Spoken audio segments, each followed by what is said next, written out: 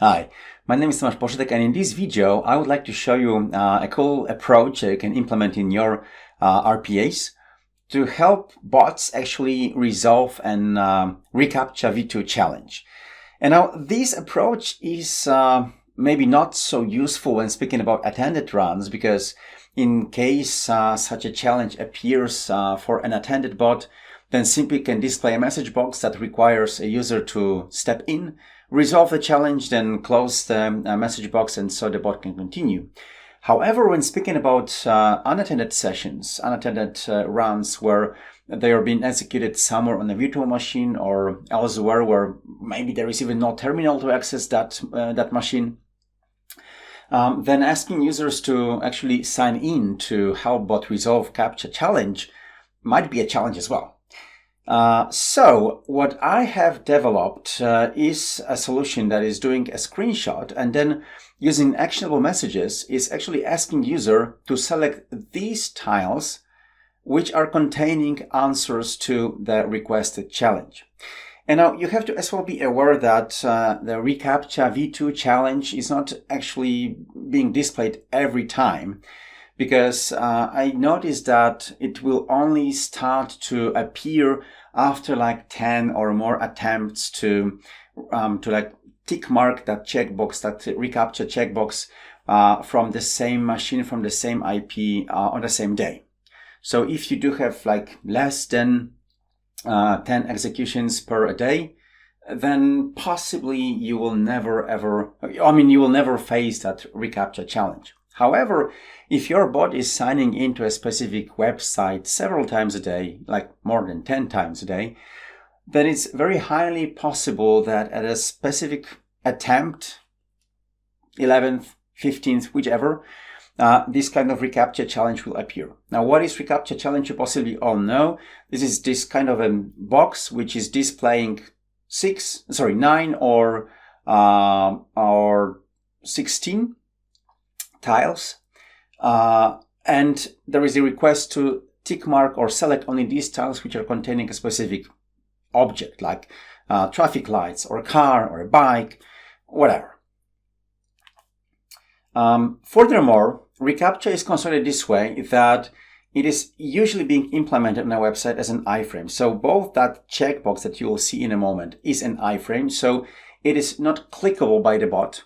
Bot cannot simply navigate to inside of the iframe. This is because of the security reasons, so that like a script cannot access contents of the iframe from the outside web page, unless both iframe and the outside page are from the same domain. Well, in other cases, this is just not feasible. And also the challenge that appears, so this grid of tiles that have to be clicked, is also an iframe. So again, tiles are not accessible to the bot. So I've made like 2 demos, and then I'll show you how they were built.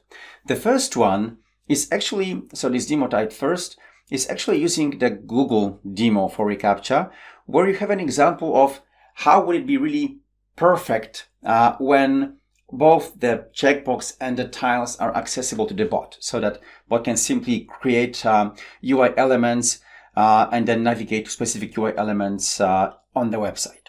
So I'll now trigger it, and this will now open the website with a Google demo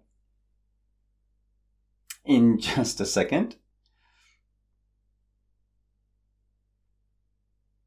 Okay, so the website is up, now it's loading, and this, you can see this is a demo from Google. And so now the bot is simply selecting the checkbox, and because I had selected it before several times, then this challenge is being displayed.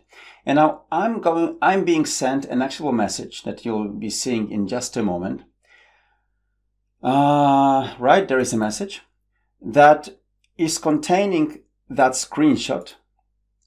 So there is a screenshot attached, which is displaying that CAPTCHA challenge, plus the request to the user to select these tiles which are actually required. So this, that, and this one. So now I hit resolve. The CAPTCHA challenge is resolved. And so once the bot receives the response from the endpoint, it is, as you can see, selecting the proper tiles in the CAPTCHA challenge and simply submitting the form, and success, hooray! That was that easy. So this was the first demo where the tiles were accessible, and so the bot were actually able to click every single one of them. What you have seen as well in this very short moment was that the message that is being sent is containing the grid that is simply corresponding to the grid displayed in the challenge. This is because, again, the bot is able to read properties of the grid. So it is aware whether there is like 3 on 3 or 4 on 4 tiles displayed. In this scenario that I'm going to show you, the bot is going to open a website where the CAPTCHA is simply embed the same way as possibly on 99% of other pages. So where the bot is unable to access contents of an iframe. So then you'll see what is the difference in resolving this kind of CAPTCHA comparing to the first example. So now again, the website, the bot is now loading. So in a moment, the website should pop up. And the website is up. So yeah, that's just a different demo with a Google CAPTCHA as said. So the CAPTCHA is present. Now the bot is going to check mark. I'll click on it. And now, as you can see again, the challenge has been displayed. I am going to receive another email in just a moment. I'm just checking my mailbox that is right there. And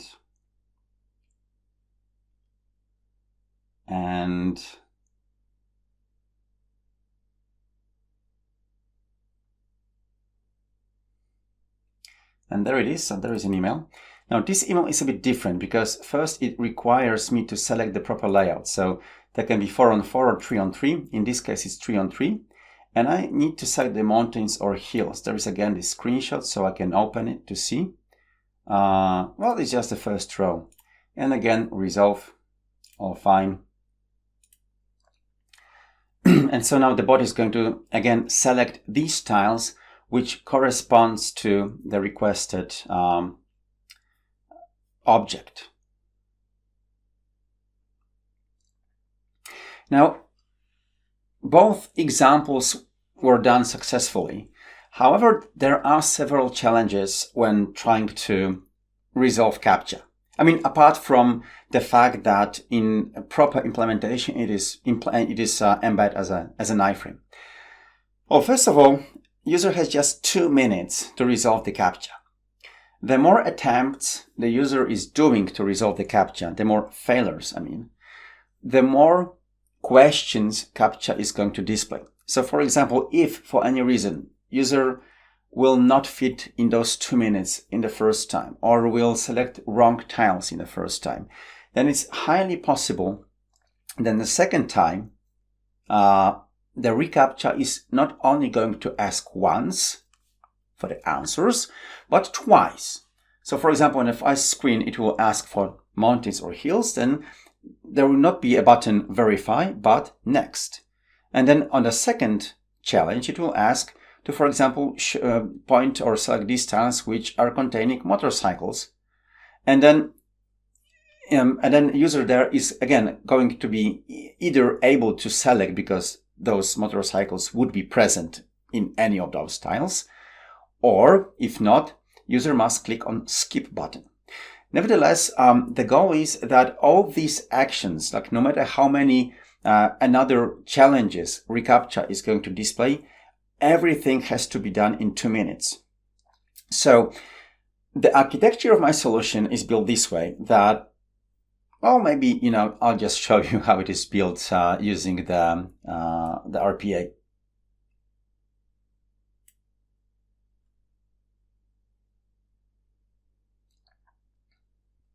All right, so this is the first example that is showing the approach where the UI elements are accessible.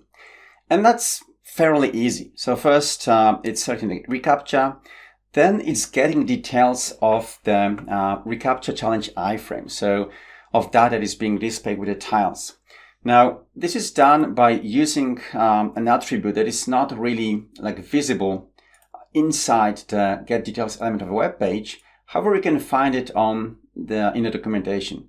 So the WA element rectangle is actually obtaining for information about the UI element. So it's like top left corner location plus its width and its height.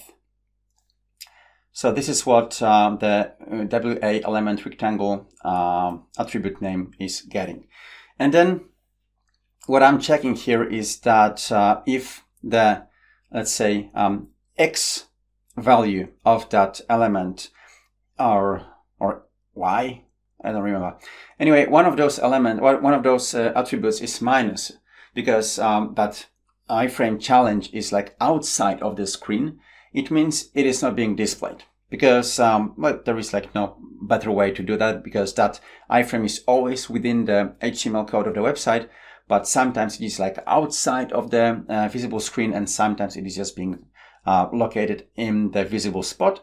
So if its dimension is bigger than 1, means it's actually visible, and well, all those steps around its clicking have to be done. And then it's obviously reading the property of the class, whether it's 3, 3 or 4, 4, meaning 3 on 3 or 4 on 4. And then depending on that, it is just being, it is going to display a different actionable message to the user. So then the, let's say, most important things are happening. First, the workflow is, the bot actually is doing the screenshot of the active window where the CAPTCHA challenge is being displayed, and then is calling the web service, which is actually just a Power Automate Cloudflow triggered using the web request action. And here I'm passing several information. So first, the screenshot name, so where the screenshot is located. As you saw, it is being uploaded through the OneDrive, to OneDrive actually. And then it is also sending this instance ID. That's one of the input parameters. So assuming that this RPA is being called from the Cloudflow, then Cloudflow could pass in the instance ID, which would then be used to identify the specific request from others. So to like bind the reCAPTCHA request to a specific Cloudflow instance.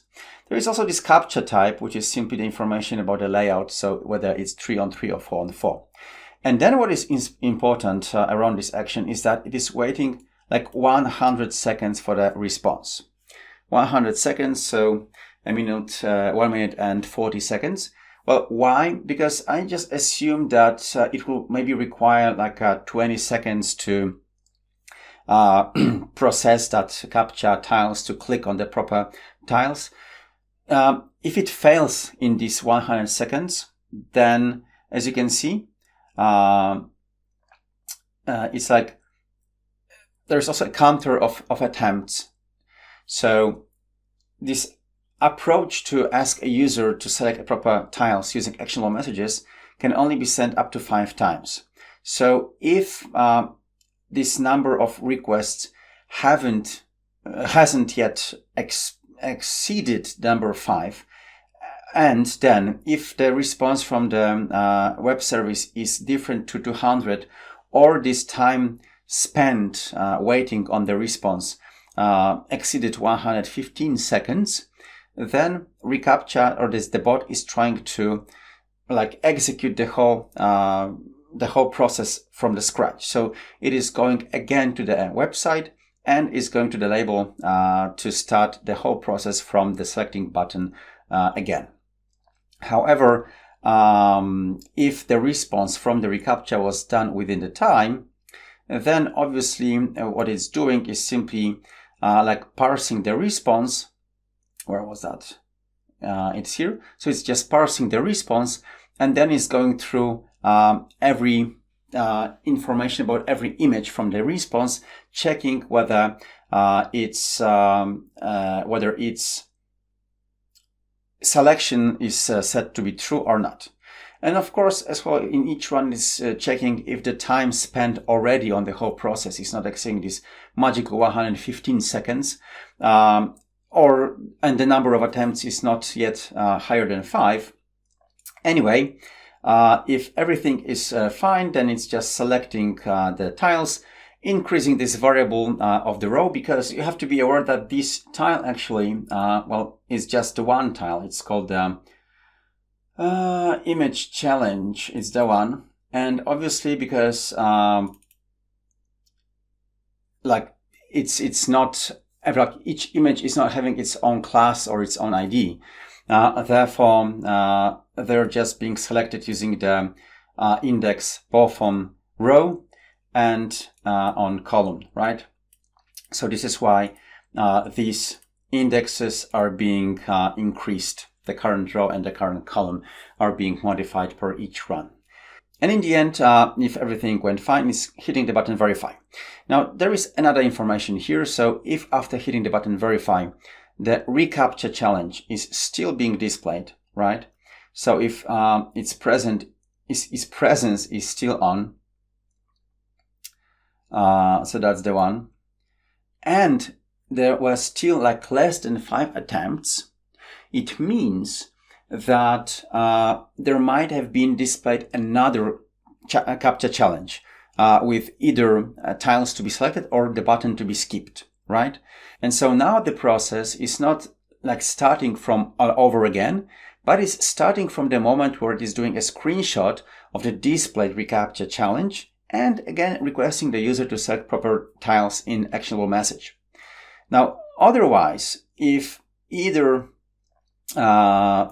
if the number of challenges were above 5, then it is as well doing this screenshot, but then it is displaying that message window, as I mentioned in the first place, and then requesting user to actually sign into that machine and resolve that reCaptcha manually, because maybe the complexity is just too high for the bot to be able to resolve all those steps from the reCaptcha within those 2 minutes.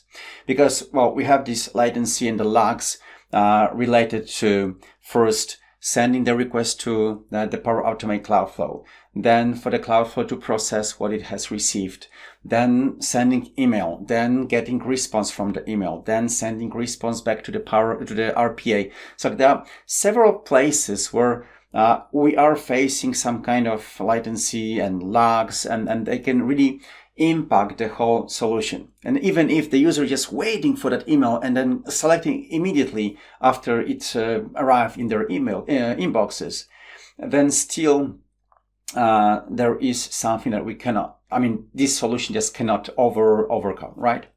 And then if everything went fine, so if there is no reCaptcha challenge anymore, if everything was selected and filled successfully, then the button submit is selected and the form is being sent. Ta-da! So this is what you saw. Now, the second challenge with the iframe approach is a little bit more challenging, let's say, but still it's quite fun, and it's as well very valuable for you to know how it was done. So first here, RPA is not obtaining the WA element rectangle information, so XY width height, but it's obtaining the XY of the element center. So WA element center cards. And again, that's an attribute which is not present when you open an action and then try to select an attribute from the dropdown, but you can find it in the documentation or in the links below. And so once it obtains a center of the checkbox pane, luckily the bot doesn't have to really hit the checkbox itself. It must click somewhere within the iframe to have this first step of the reCaptcha solved.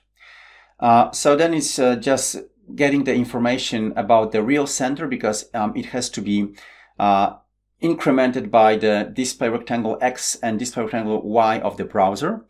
So that's again something that you can read in the documentation. This is just because each browser has just a slightly different display canvas or container. And so those actual X and Ys have to be incremented by those display rectangle X and Y from the browser.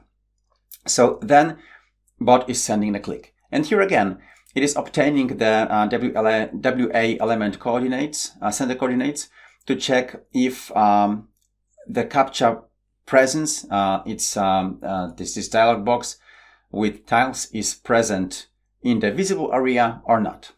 If yes, then this is just the same as it used to be for the first demo.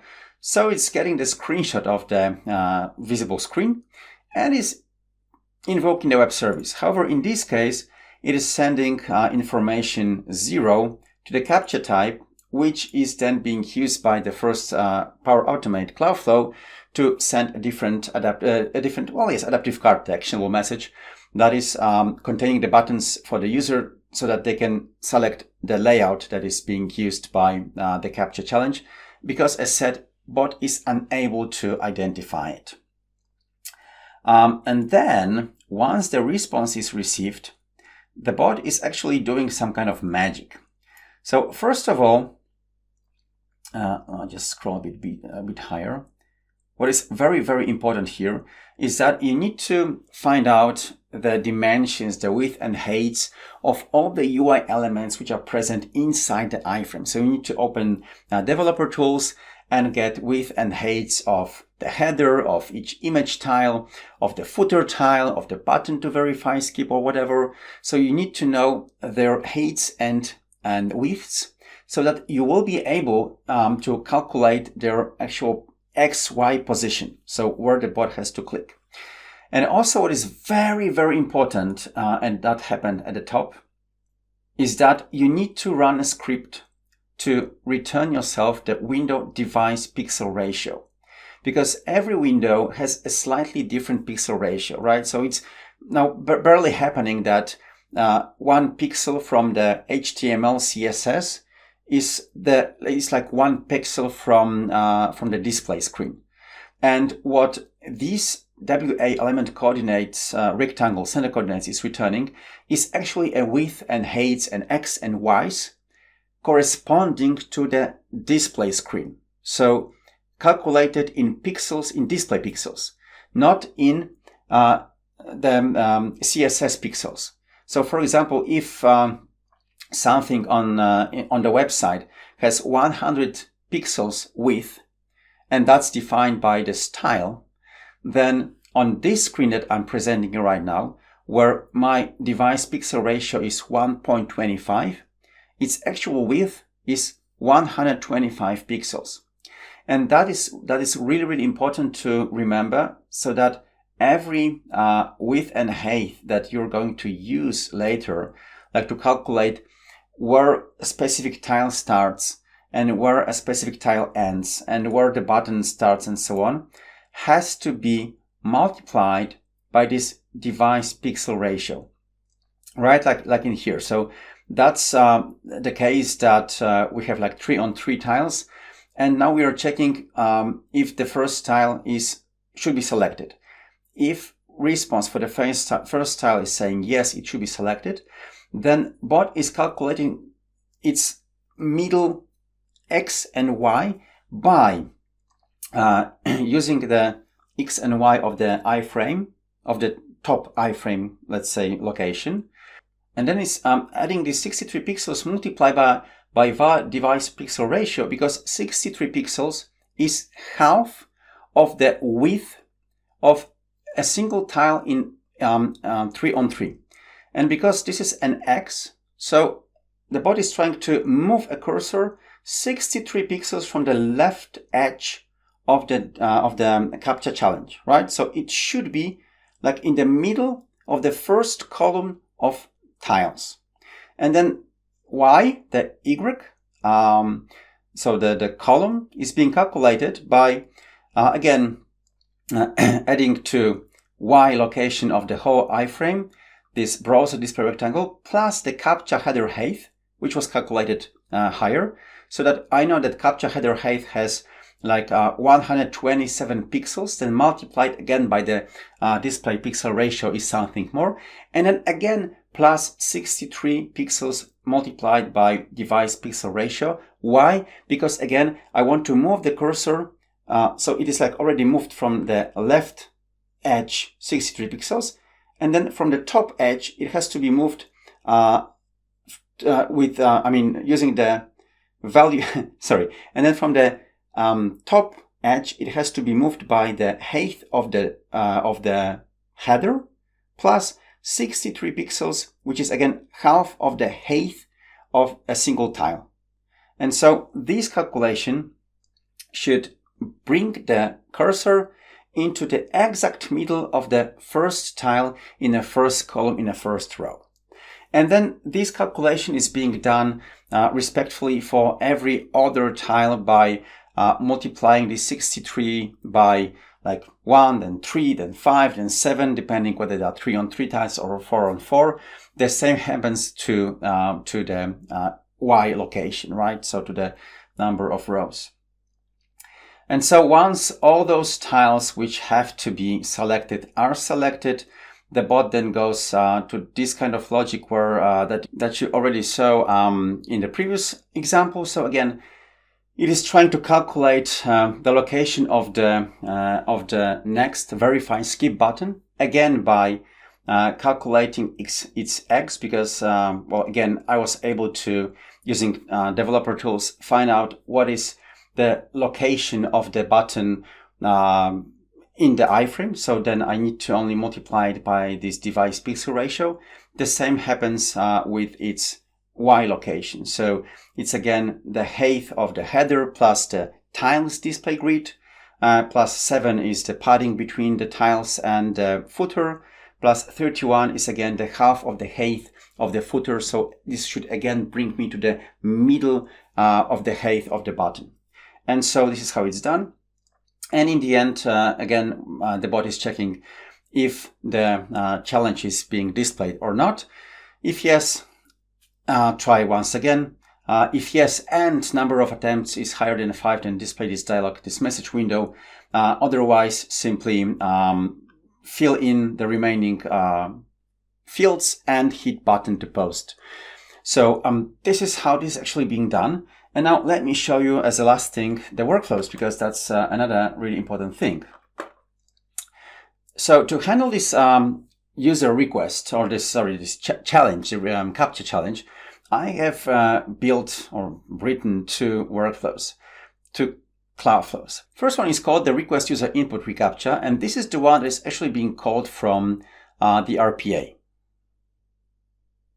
And then, so what is happening here is that after this HTTP request is received, it is first checking up to 5 times if the file is present on the OneDrive, because that's another thing, that this syncing between taking a screenshot and saving it locally on the machine and then sending it up to OneDrive may take some time. So here the Cloudflow is checking if the file is already accessible.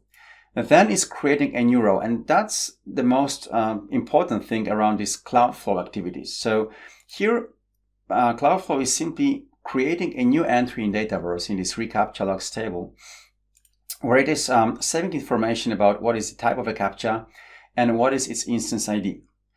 And what the user is going then to provide is this information about the selected tiles. So at that moment, that's empty. Then workflow actually, then it's sending this email with different actionable message. So if the bot is able to recognize what is the layout of the CAPTCHA challenge, it is either preparing this JSON for adaptive card for 3-on-3 or 4-on-4, and in case it is unable, it is displaying or is preparing this JSON that is containing both options with buttons to select the proper layout. Then, as you can find in other videos that I have done, especially the one around posting adaptive cards through emails, the code of adaptive card is being, let's say, encapsulated in the script tags, and then simply is being sent as an HTML to the user. Now, the Cloudflow is now waiting 90 seconds for the response. So, how this is done? Well, obviously it is checking if the created row has been modified. If it hasn't been modified, it is putting itself on a hold for 2 seconds. And so it has only 43 attempts. Why? Well, because 90 seconds per 2 is 45. That is wrong. It's not waiting 5, it's waiting 2. So that should be like waiting 2 seconds, and then 90 divided by 2 is 45. Nevertheless, it should be waiting 45 seconds, but I just left some time, like those 33 seconds, if there were any delays, any lags in calling actions, so that still this loop can be executed. The goal is that it's just being run up to 43 times. So the whole loop is going to be run 43 times. Now, if within this time no response was received, then the bot is returning information that there has been something wrong, and empty images array. However, if user was able to respond within the time, then the Cloudflare is sending the selected captcha type and information about which images were selected. Now, how this is being done? Well, obviously, once user selects images for the specific challenge and hits submit, the request is being sent to another Cloudflare that is called handle user input for reCaptcha. And in this flow, let's just let it load. Again, this flow is again triggered by HTTP request. And first, because one of the input information from the adaptive card, from this actionable message, is actually this information about the record ID, so about the row in Dataverse table that has been created by the first flow, then it is able first to check if the response time is fit within this 90 seconds. So if time between creation and current time is longer than 90 seconds, it is simply being timed out and no response is being sent to the bot, but it's being sent to the user. I will show you in a moment. And then if it fit within the time, then the bot is simply updating the information about the images that were selected, and is sending back the response to the user's inbox. Thank you for helping the bot to resolve the captcha challenge. If user was not able to manage it within the time, then there is another information sent that sorry, you were not able to make it within 1.5 minute. So sorry, but it has been cancelled. So this is a second Cloudflare that is being used, and then altogether is simply creating this fancy solution that is helping the bot to answer to reCaptcha challenge. And I just wanted to show you example of an email that was sent to me a longer moment ago, and I still haven't answered. So that might be, that is an example. So that was a challenge sent a couple of minutes ago, and I wasn't able to actually respond. But still, as you can see, the card is not closed.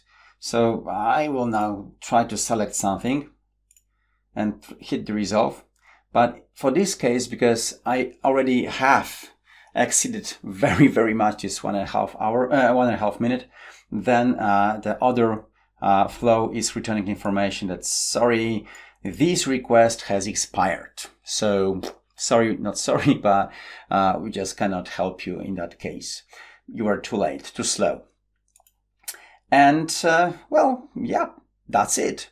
So I hope you enjoyed watching those demos, and I hope you enjoyed, getting or learning how I'm resolving the reCaptcha challenges. I really find it very, very nice, and it was a challenge for me to create such a solution, but in the end, it's working really nice if users are aware that they have to click in time.